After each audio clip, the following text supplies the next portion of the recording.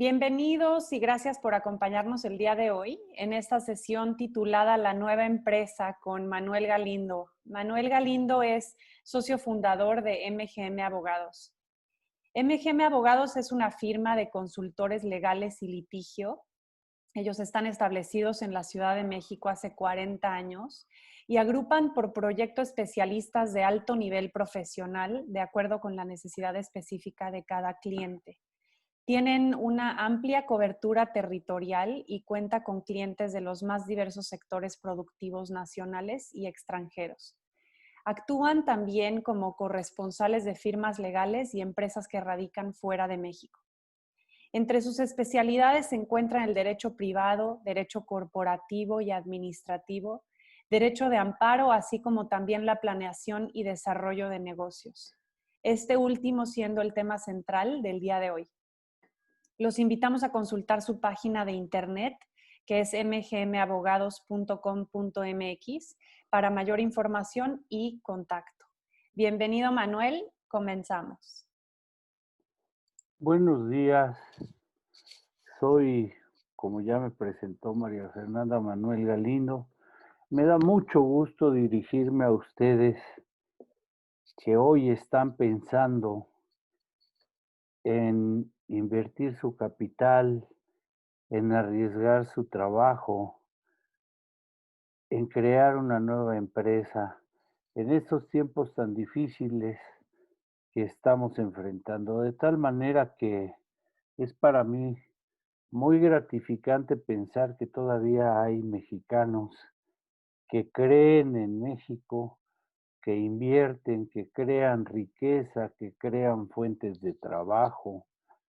Y eso es muy importante para todos, para los que creemos todavía que sí se puede.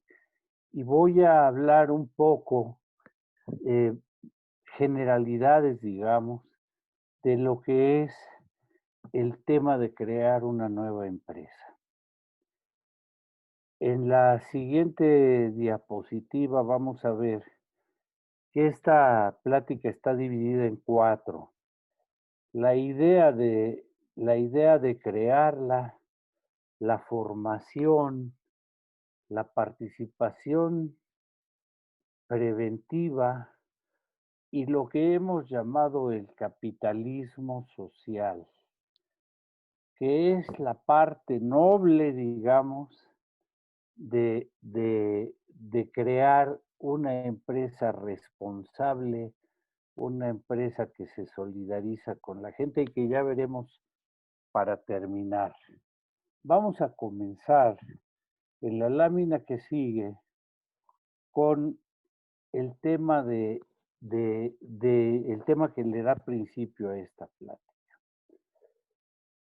La primera piedra, la base para crear una empresa es la concepción de una idea en la que nace el proyecto que más adelante irá madurando y que junto con varios aspectos que vamos a tocar ahora, es lo que hace que la empresa sea creada.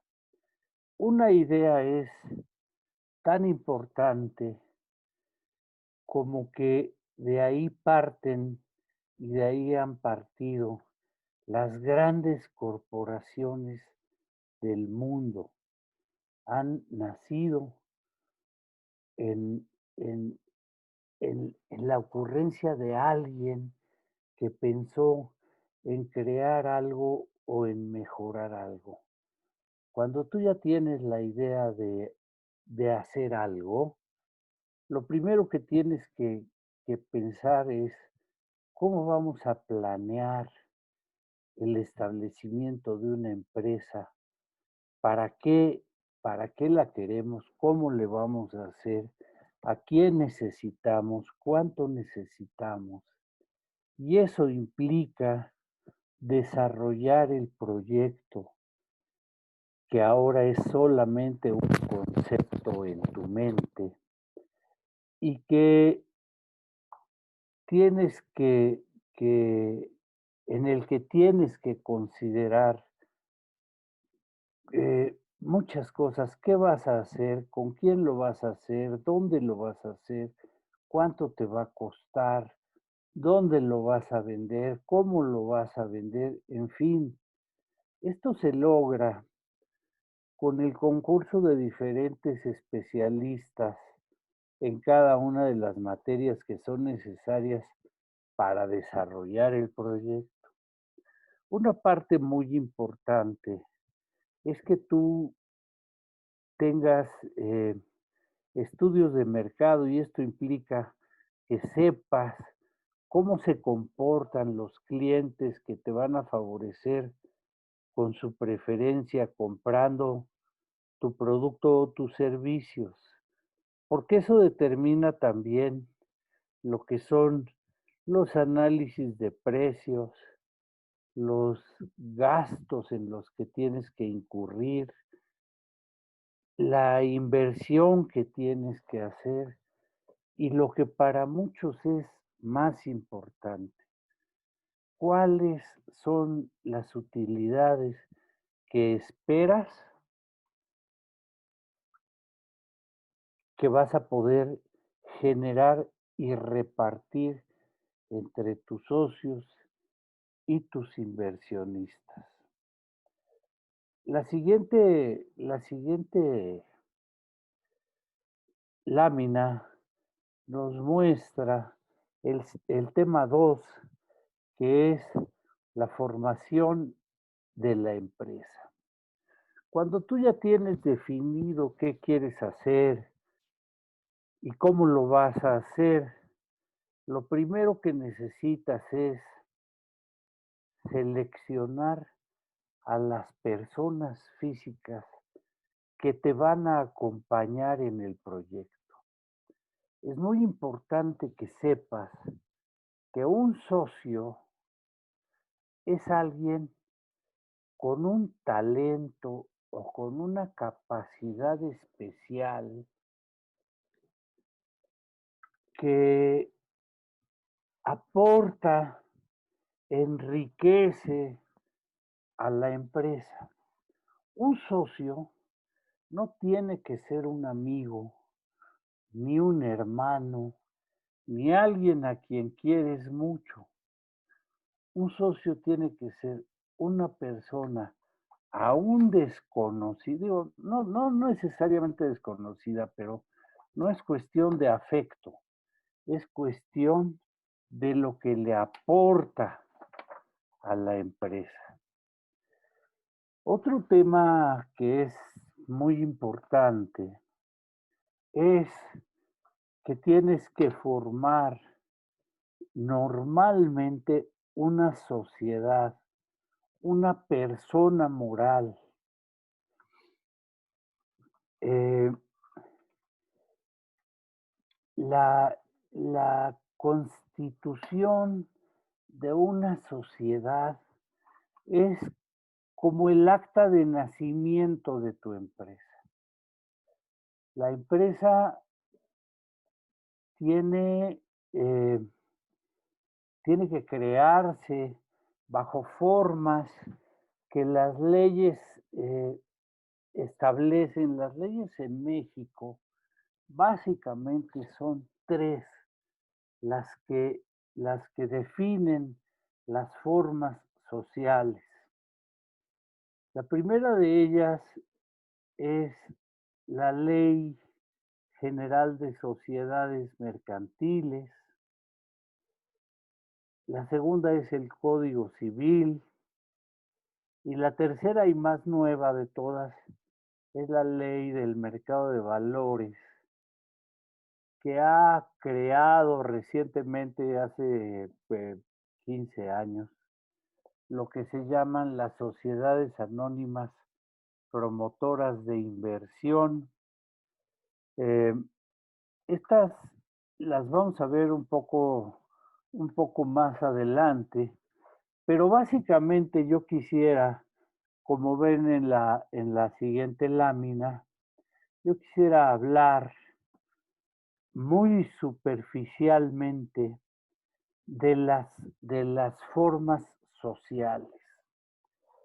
Podríamos decir en términos generales que las formas sociales se dividen en tres: las sociedades con fines especulativos, es decir, que se hacen para crear, para hacer negocio, para crear riqueza para sus socios; las sociedades civiles, que tienen un fin económico también, pero no se dedican a la venta de bienes materiales;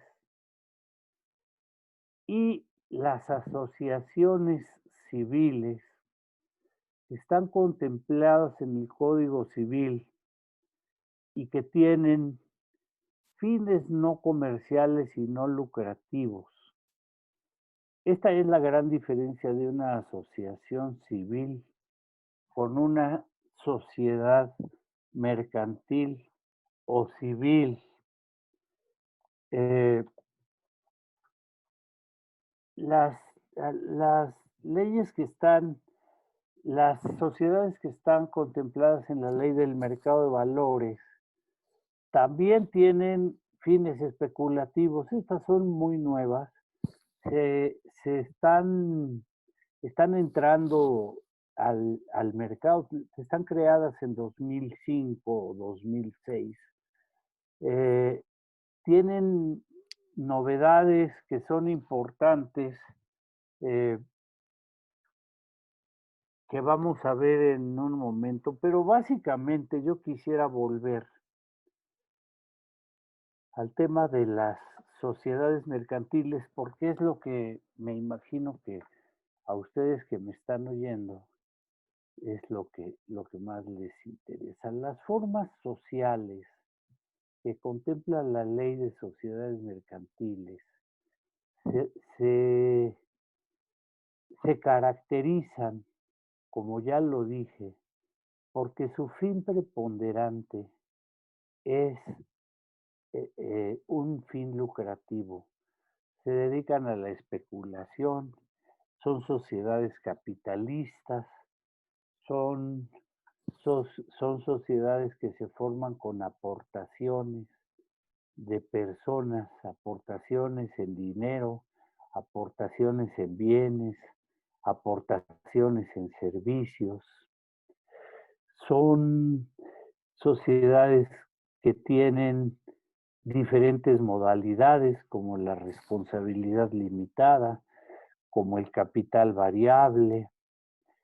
Son sociedades que tienen eh, administradores y personalidades distintas de las de sus socios. Eh, son, son empresas dedicadas enteramente a hacer negocio.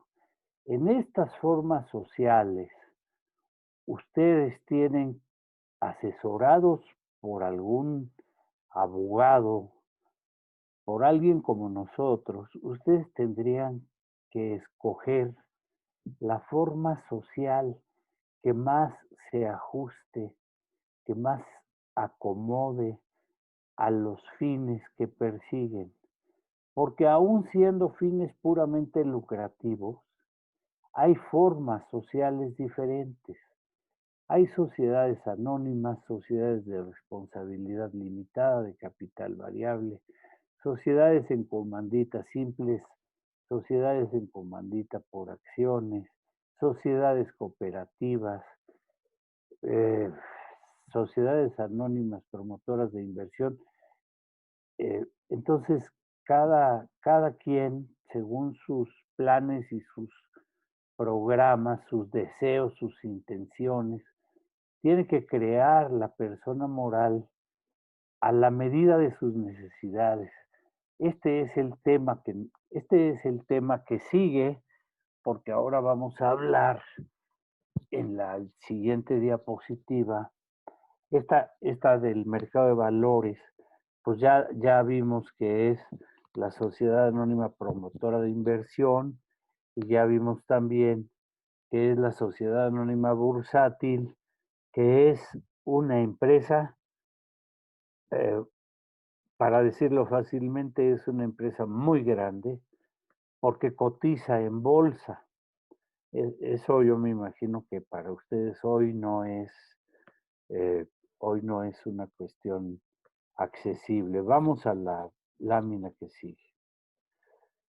Vamos a, vamos a constituir una empresa. Una vez que ustedes han escogido el tipo de empresa que quieren crear, lo que tienen que hacer es, eh, auxiliados por un abogado, comparecer ante la presencia de un fedatario público, de un notario o de un corredor público, para constituir la empresa.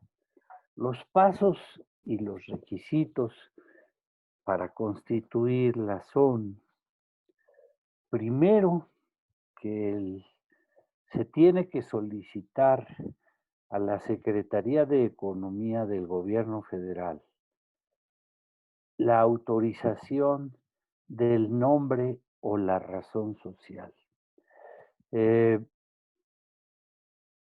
la Secretaría tiene un registro de nombres ya existentes, de tal manera que ustedes no se pueden llamar de una manera igual o parecida en grado de confusión a otra empresa que ya exista. Entonces, la Secretaría de Economía revisa la solicitud en la que ustedes han puesto 3 o 4 nombres en orden de importancia, y ella dice, pues te autorizo que te llames así, o como tú me pediste, sí te autorizo que te llames porque nadie ha usado ese nombre. Ya tienes ahora el nombre con el que te va a conocer toda la sociedad. Tienes que pensar también en en el desarrollo del objeto social de tu empresa. Vamos a decir que el objeto social es, eh, poner por escrito todo lo que tú quieres que sea el fin de la empresa. ¿Qué vas a hacer con ella? ¿Para qué la quieres? ¿Para comprar, para vender, para fabricar, para exportar, para rentar, para vender, para lo que sea? En el mercado mexicano, en el mercado solo de Oaxaca, en el mercado internacional. En fin, es la definición muy amplia de los fines que persigue la sociedad.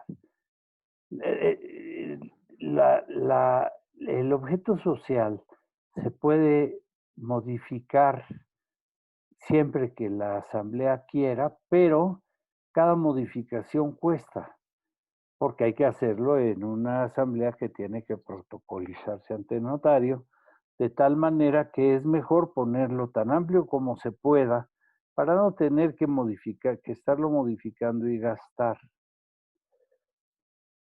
Tienes que pensar también en quiénes van a ser tus socios y qué van a aportar cada uno. Hay socios que ponen 10 pesos, hay socios que ponen un bien y hay socios que ponen su trabajo. Entonces tú tienes que definir qué cosa aporta cada socio y cuánto vale en términos de acciones lo que cada uno de ellos está aportando.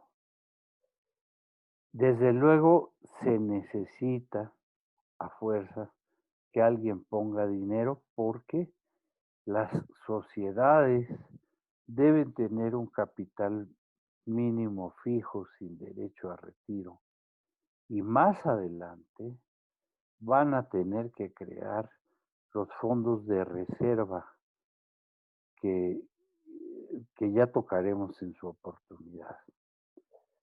Estas aportaciones de capital tienen que ser cuantificadas, tienen que estimarse en dinero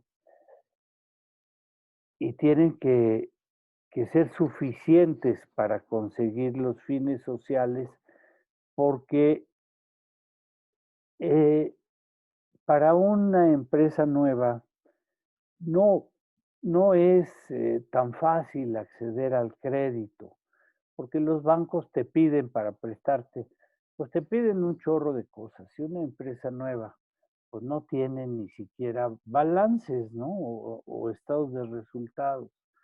Entonces, no le da mucha confianza al banco prestarte cuando no tienes un, un respaldo en el tiempo.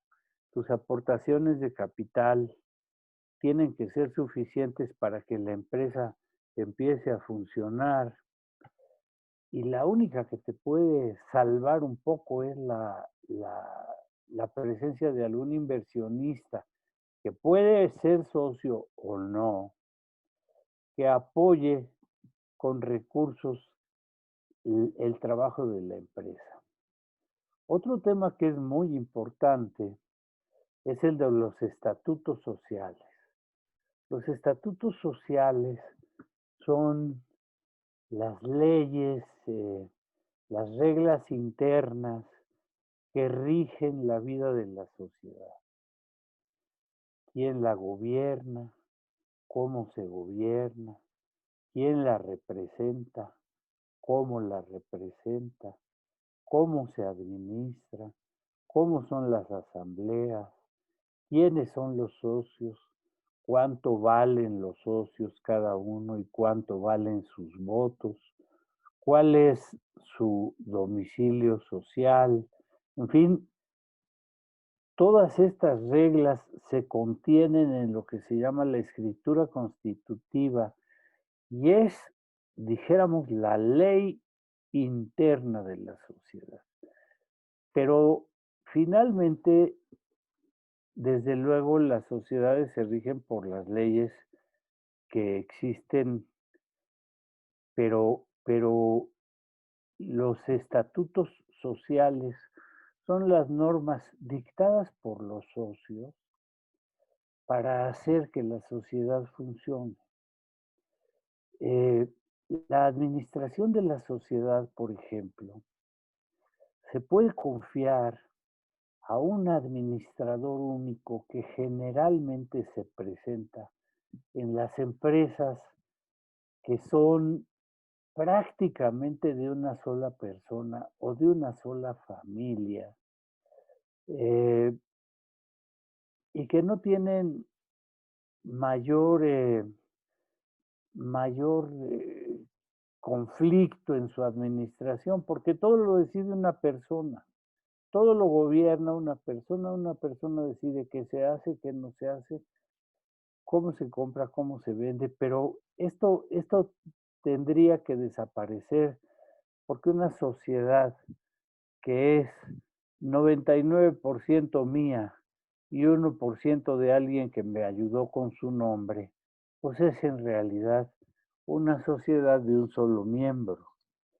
Y esto, pues yo pienso que no es muy adecuado, pero la presencia de socios con porcentajes y aportaciones diferentes, pues nos permite tener un consejo de administración.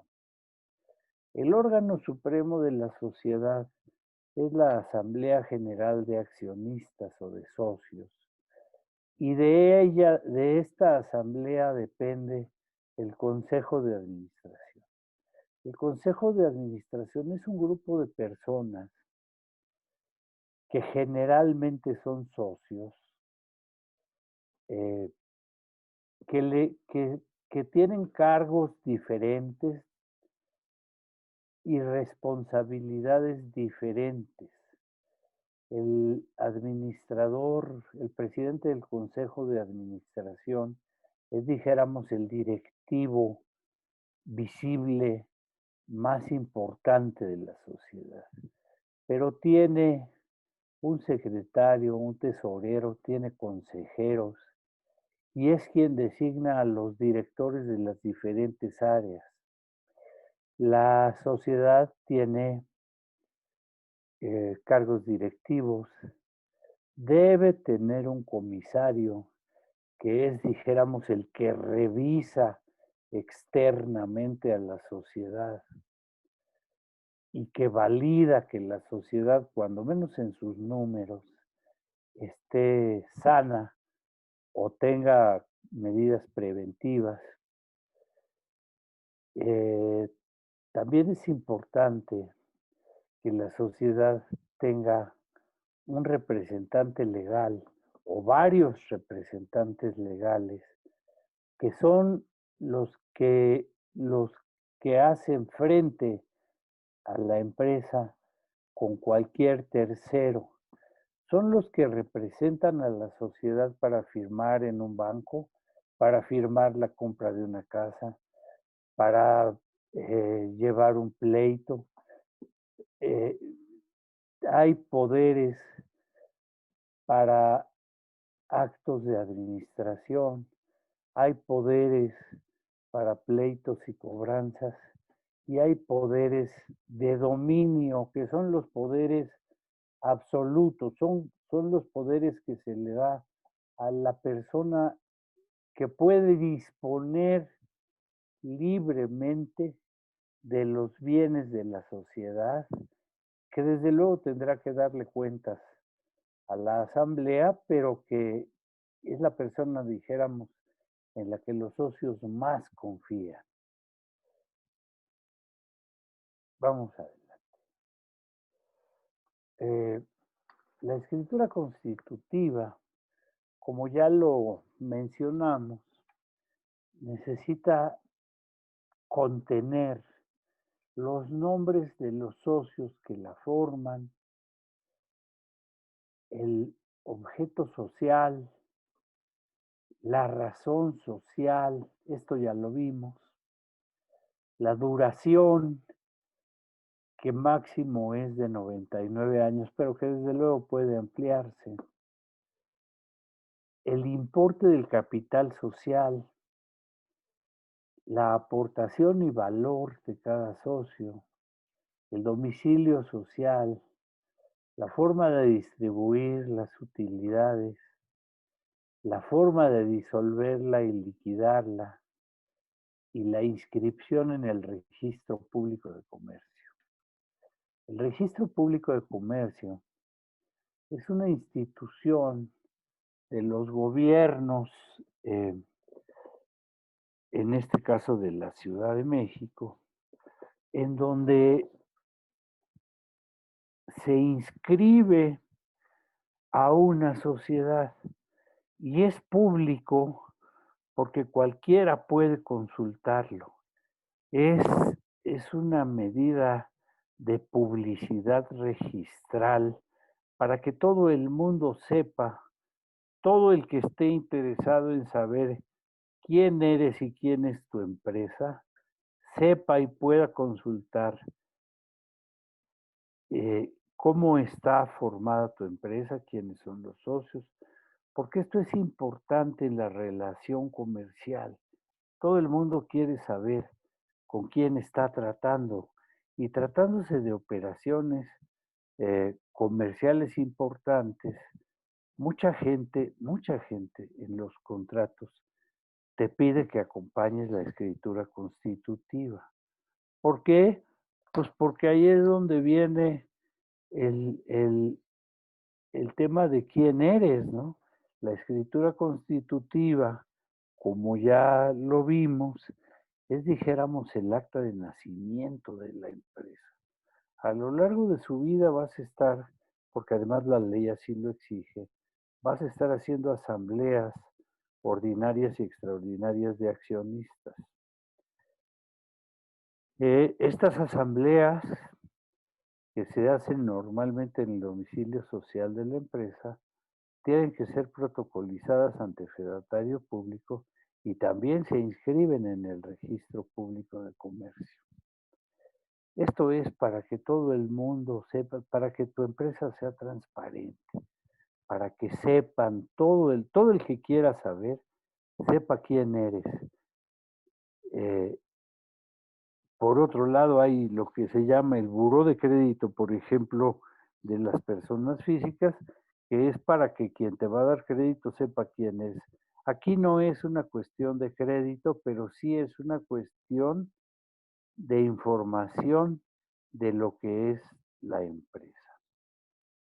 Y esto tiene que hacerse como parte de la constitución de la empresa. Las, las, si la empresa no está inscrita, realmente no está completa y es responsabilidad del fedatario público constituirla. Vamos adelante. Hay una parte que es eh, muy importante. Dependiendo de lo que tú vayas a hacer, del objeto y fin de la empresa que hoy estás creando, es posible que sea conveniente y necesario que tú registres el nombre comercial o la marca de tu empresa. Y si tienes una patente, algún asunto de creación, mejoramiento, innovación de algún producto o de algún invento, tienes que registrarlo. ¿Por qué? Porque si tú llegas a ser exitoso como esperamos que lo seas, tu nombre, el nombre de tu negocio va a empezar a ser conocido. Si tú no lo proteges, cualquiera lo puede usar, cualquiera puede llamarse como tú. Comercialmente hablando, cualquiera puede llamarse como tú. Y poner una sucursal o enfrente de tu negocio una tienda igual y tú no vas a poder hacer nada. Entonces es muy conveniente que como parte de las cosas que estás haciendo para darle estructura a tu empresa, registres los nombres comerciales, registres tus marcas para que nadie las pueda usar. Y si las tienes o llegas a tenerlas, inscribas en el INPI tus inventos para que tengas la patente y nadie pueda usarla por el tiempo de vida de esa patente. Esto es, esto es muy importante. El, eh, eh, eh, el siguiente tema es que ya habrás pensado que a lo largo de la vida de tu empresa vas a tener para siempre a un socio que va contigo en las ganancias, pero casi te deja solo cuando estás perdiendo. Y ese socio es las autoridades hacendarias, las autoridades fiscales, el SAT. Si, si tú quieres y debes comenzar con el pie derecho, tienes que hacer, una vez que tienes tu escritura constitutiva, lo primero que tienes que hacer es ir a darte de alta para que obtengas los registros, las firmas electrónicas, las claves, todo lo necesario para que puedas facturar. Porque mientras no te des de alta en el SAT, no vas a poder facturar. Pero no solo eso, ni siquiera vas a poder abrir una cuenta en el banco.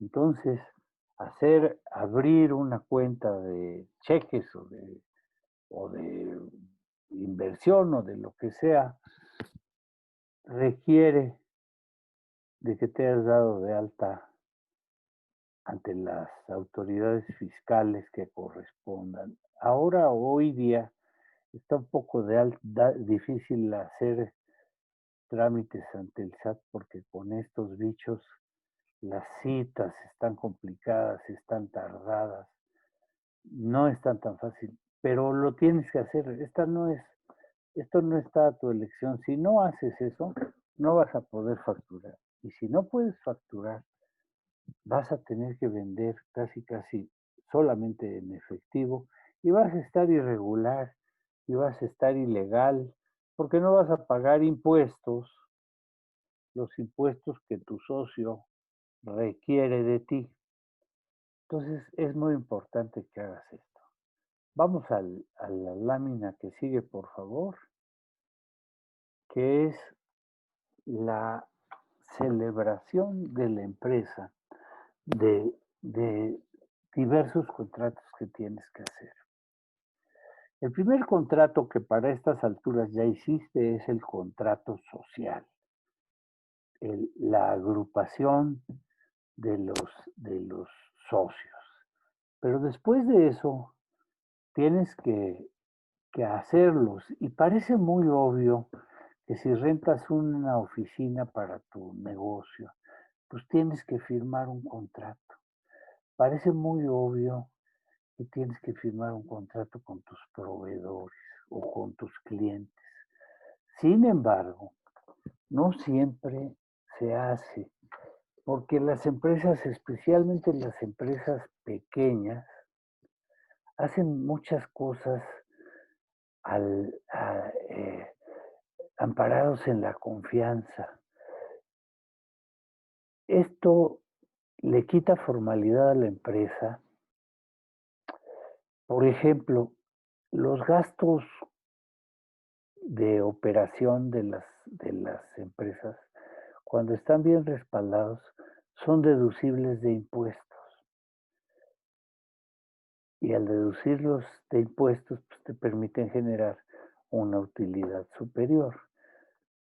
Eh, es necesario que tengas a tu lado a un abogado que te va a ayudar a definir y a discutir con tu contraparte los términos del contrato del que se trate.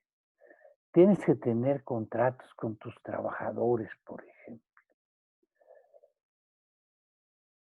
No es bueno que todo lo hagas a la palabra porque se decía mucho que la palabra vale más que los papeles, pero cuando vamos a un juicio, la palabra no se honra y los papeles son lo único que habla y que es testigo de lo que se dijo.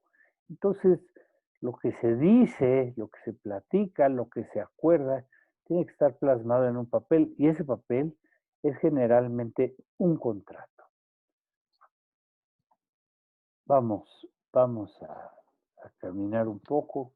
Estamos ya en el punto 3. Yo quiero decirles, eh, es muy importante cuando vas a constituir una empresa que desde su planeación y desarrollo, desde la preparación, desde la concepción de la empresa, tengas el auxilio de expertos legales como nosotros, de expertos contables, fiscales, financieros, porque ellos te van a ayudar a que la empresa nazca sana, tenga una planeación adecuada, tenga una programación bien planeada, bien establecida, para que sepas qué esperar, para que no tengas sorpresas o estés preparado para las sorpresas. Mira, a mí me ha tocado cuando se trata de empresas que están comenzando con poco dinero, que el empresario dice, ¿qué hago? Compro una computadora que necesito tanto o le pago a un abogado. Normalmente la respuesta es, pues compro la computadora porque si no, no puedo ni escribir ni hacer nada, ¿no? Y yo te diría, un abogado es como una vacuna que te previene de una enfermedad que si te da, va a ser muy difícil de curar o incurable. Es más fácil, más rápido y más barato ponerte una vacuna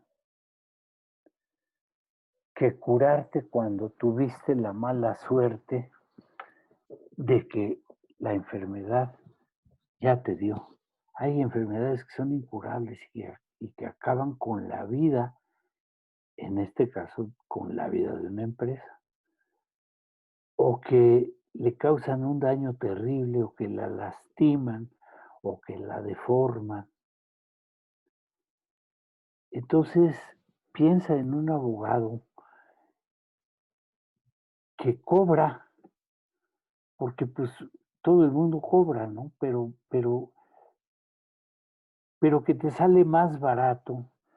Planear tu empresa es más barato, más rápido que llevar un juicio en el que fuiste demandado y con el que no tienes muchas herramientas porque no firmaste los contratos que eran necesarios. Entonces, piensa en eso, la prevención en la creación de una empresa es muy importante. No es el, el, no es el complemento, es la base, es parte de las decisiones muy importantes desde la concepción de la empresa. No lo dejes, no lo dejes a la suerte. Vamos a terminar ahora con con un tema que ya escapa al asunto de la formación y la planeación y la operación de la empresa. El, el fin último, el fin principal de una empresa es la generación de utilidades.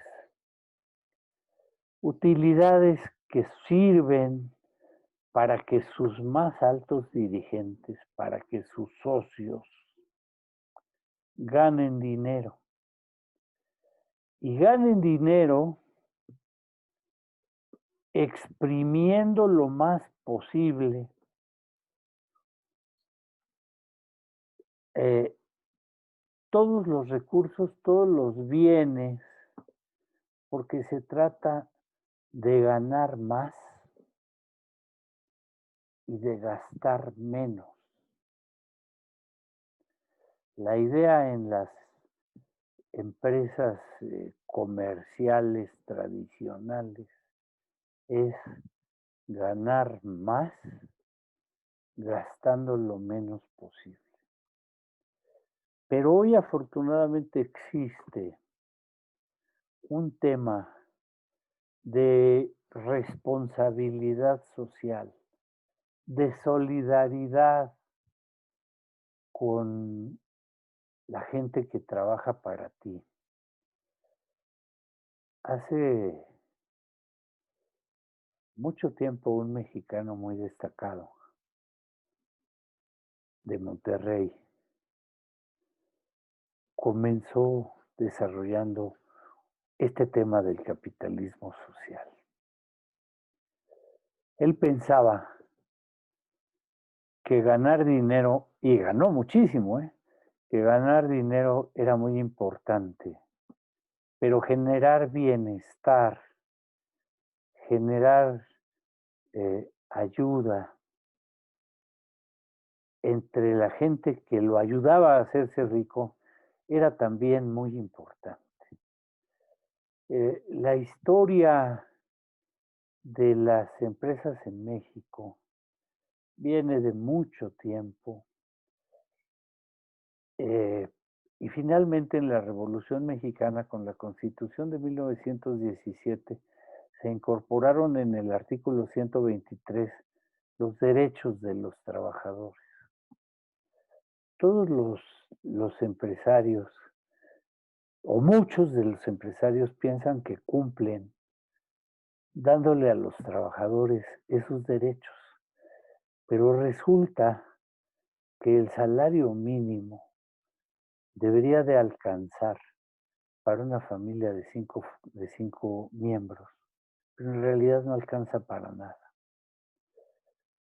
Cuando tú piensas en crear un ambiente saludable de trabajo, debes pensar en que a lo mejor tus utilidades no sean utilidades en dinero, no sean tan jugosas, pero siembres y coseches armonía y un poco de felicidad en la gente que trabaja para ti. Es importante que seas influyente positivamente en tu entorno. Este empresario del que les hablo, un día tuvo la ocurrencia de que en una de sus plantas puso una escuela y una guardería. De tal manera que los hombres y las mujeres que tenían hijos tenían ya resuelto el problema de llevarlos a la escuela y de la escuela, porque en la misma fuente de trabajo tenían escuela, pero con la escuela tenían la comida, pues, porque tenían que estar ahí durante la jornada de trabajo de sus papás. Tenían deportes y eso realmente no costaba tanto, pero sí generaba bienestar y eso es de lo que se trata. El capitalismo social lo que busca es abatir la desigualdad, abatir la polarización, abatir la falta de oportunidades de la gente. Es propio de la nueva generación de empresarios como tú que me estás escuchando. Yo creo que ser empresario te da la posibilidad lícita, muy, muy lícita, de generar utilidades. Pero yo creo que generar utilidades no es la parte única del fin de la empresa, ni la más importante. Es muy importante, pero en la medida en la que ayudes en tu entorno, tu empresa va a ir mejor. Acuérdate que mientras más creces, más puedes ayudar. Eh, ya casi terminamos y quiero hablar un momento de lo que son las organizaciones no gubernamentales. Organizaciones no gubernamentales son en general todas, todas las asociaciones en las que el gobierno no participa y no son negocio. Formalmente, estas ONGs no existen. Tú no puedes formar en una escritura constitutiva una ONG, pero sí han tenido una influencia muy importante en la vida del mundo. La Cruz Roja, por ejemplo, que es una ONG, se formó en 1880 y tantos, y después de la Segunda Guerra Mundial, cuando se fundó la ONU en 1945, se reconoció, se reconoció la existencia de la Cruz Roja. Así como esa, hay hoy, afortunadamente en el mundo, muchas organizaciones no gubernamentales. Estas dependen de fondos que obtienen por donativos, que obtienen de alguna manera con recursos y medios propios. Son nobles, se dedican a fines de ayuda en los temas de salud, de bienestar, de educación, de protección del medio ambiente. Hay algunas que son, bueno, la ONU, por ejemplo, podría ser una ONG, aunque esta tiene participación de los gobiernos de todo el mundo, pero se gobierna por sus propios órdenes. Eh, hay muchas ONGs que sí funcionan y que ayudan en el medio en el que se encuentran a tener un mejor planeta, o la salud, o la educación, o el bienestar, tantos grandes temas, pero yo me imagino que lo que tú estás pensando es en hacer un negocio y no una asociación de servicio como una asociación civil que puede llamarse ONG, pero que no es negocio, que funciona de una manera muy diferente y que hoy no hemos tocado aquí más que superficialmente, porque no es el tema de nuestra charla. Te agradezco mucho que me hayas escuchado, que me hayas atendido. Espero que te haya servido. Pensamos que más adelante abordaremos en detalle cada uno de estos temas en videos más breves para que sean accesibles a todo el mundo. Muchas gracias.